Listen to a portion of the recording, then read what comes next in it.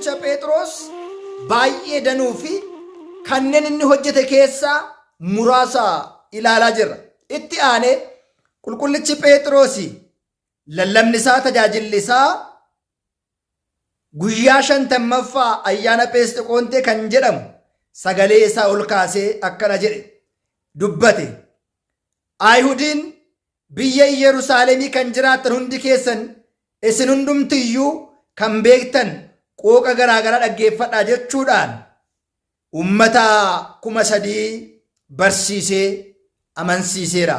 Hojii ergamootaa boqonnaa 2:14 gubbaa irratti. Inni itti aanu biyya Samaariyaa Anxooqiyaatti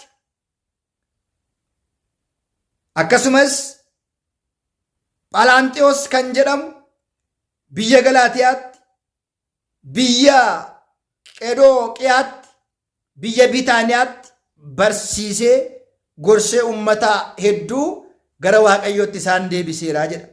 Itti aanuudhaan kan ilaallu immoo seenaa waamamuu qulqullicha Phaawulos. Guyyaan kun Phexros hoo Phaawulos kan jedhamuuf Phaawulosii fi Phexros guyyaa maal godhanii jennee gaafa ilaallu seenaa isaa dhumarra arganna jecha.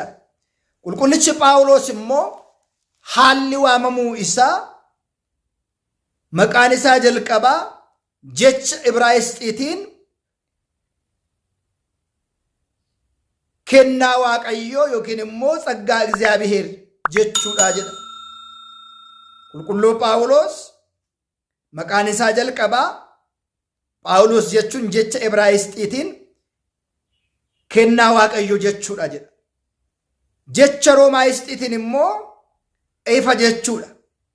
Maarreegaa qulqullichi Phaawulos nu waa'ee hiruu yookiin immoo meeshaa filatamaa mirxa iqaa jechuudha.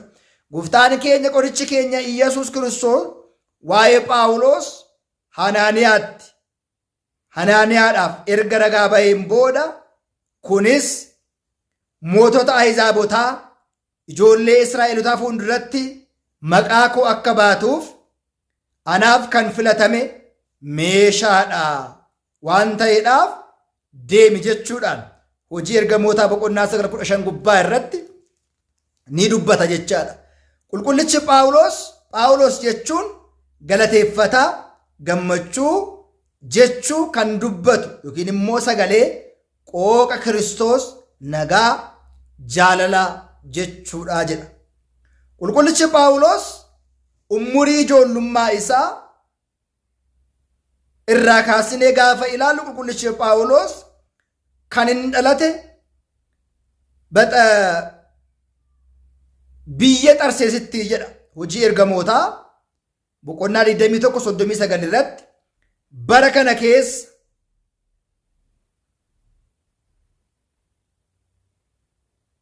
namoonni 500,000 keessa jiraachaa kan turan turtee jedha. Biyyi kun biyyi Xarsees jedhamtu kun namoonni 500,000 keessa jiraachaa kan turan keessatti kan dhalatedha. Innis dunkaana hodhuudhaan yookiin immoo hodhuu kan baratee fi achiin kanaan kan jiraachaa ture.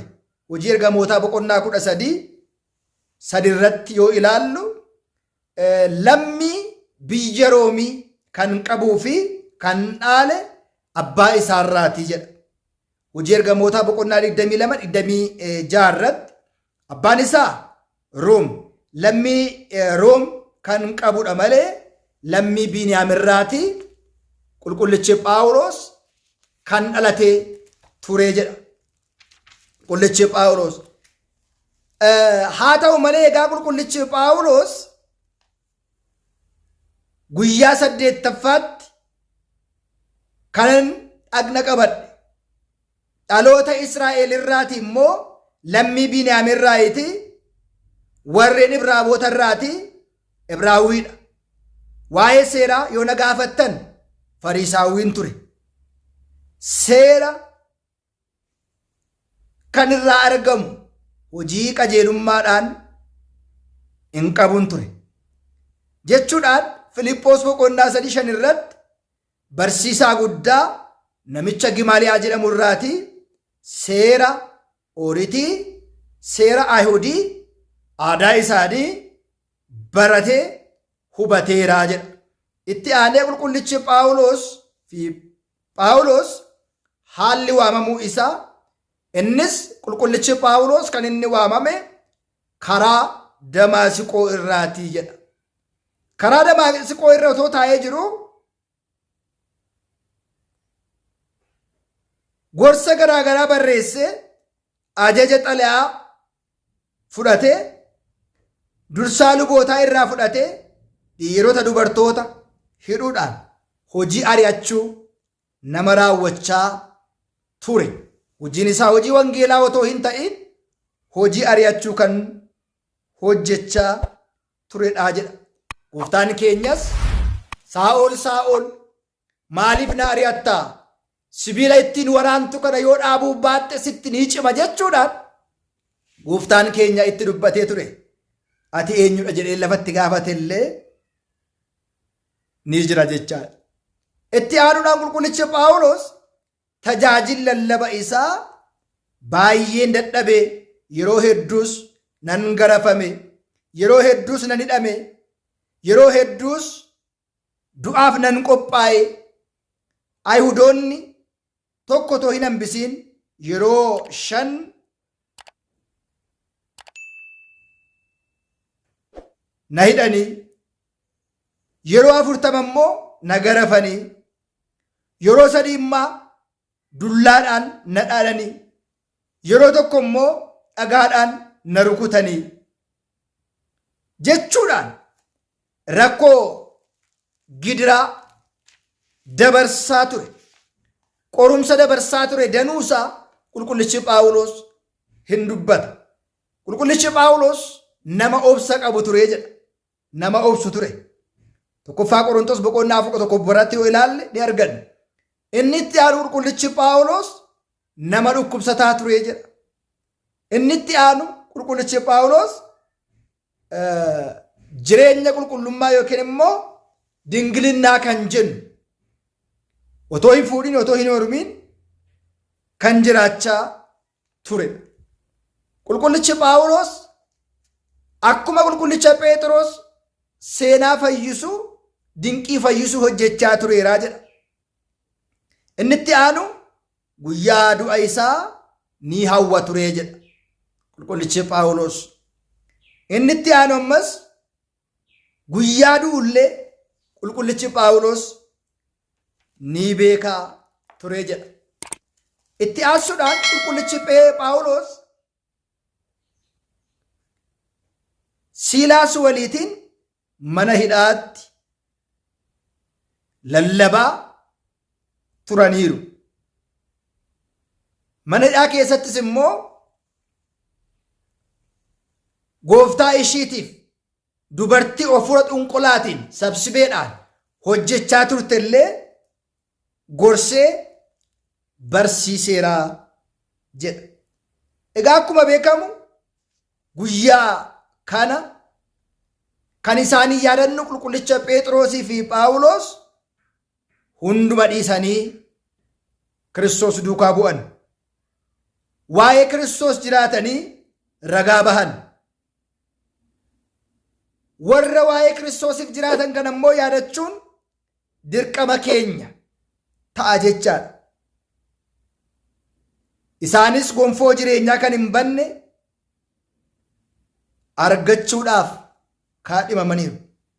Qulqulluu Phexrosii fi qulqullichi Phaawulos waa'ee amantaa isaanii, waa'ee dhugaa Kiristoosiin ragaa bahanii warreen hin amanne amansiisuudhaan, warreen waaqa tolfamaa waaqessan waaqa tolfamaa harkaa gachisiisuudhaan yookiin barbadeessuudhaan Kiristoosin isa dhugaa, isa bara baraa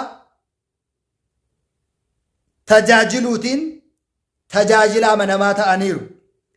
Jireenya isaanii dabalatee barsiisuudhaan keessumaa Neeroon Qeesaar kan jedhamu sodaachisa doorsisa isaa otoo hin sodaatiin, homaa illee otoo hin raafamiin waa'ee Kiristoosiitiin lallabanii ragaa bahan. Ragaa dhugaas ta'uuf qulqullichi Phexrosii fi Phaawulos, qulqullichi Phexros asii gadee garagalchanii fannifamee, qulqullichi Phaawulos mormi isaa muramee, lachan isaaniiyyuu guyyaa kana boqotaniiru. Kiristoosin isa dhugaa ragaa bahuutiin qulqullichi Phexrosii fi qulqullichi Phaawulos jireenya isaaniirraa kan barannu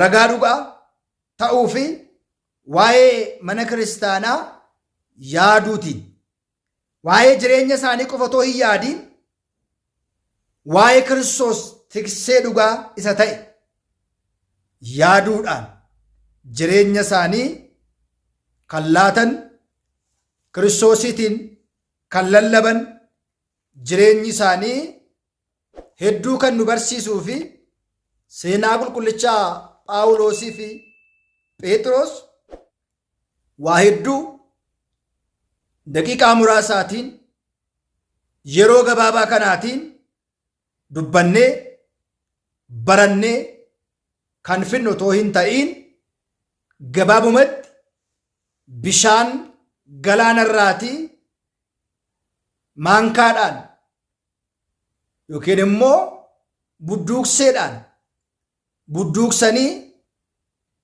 akka dhiyeessuutti ilaalama. Seenaan isaanii baay'ee bal'aa fi guddaa kan ta'e Phexros wa Phaawulos jettee manni kiristaanaa keenya haamlee guyyaa 5 kan kabajju qulqullichi Phexros akkamitti akka ni boqote asii gadee garagalchanii, keessumaa qulqullichi Phexros seenaa kana irratti yeroo isaan fannisuuf geessan gooftaan koo asii ol garagalchitanii fannistani, ani immoo kabaja isaa isa gituu kan hin dandeenye asii garagalchaati na fannisaa jedhee kan dubbatee fi asii gadi garagalchanii kan fannisanii fi guyyaa har'aa kana guyyaa boqonnaa isaanii manni kiristaanaa keenya isaanii yaadatti eebbi isaanii barakanni isaanii hunda keenya duukaa haa ta'u. Waaqayyo hunduma keenya nu haa hiiku, nu haa eebbisu. Baga geessan, baga wajjumaa nu geenye. Ayyaanni ayyaana eebbaa kan nagaa fi jaalalaa kan gammachuu isiniif haa ta'u. Nagaan naa turaa, galatooma.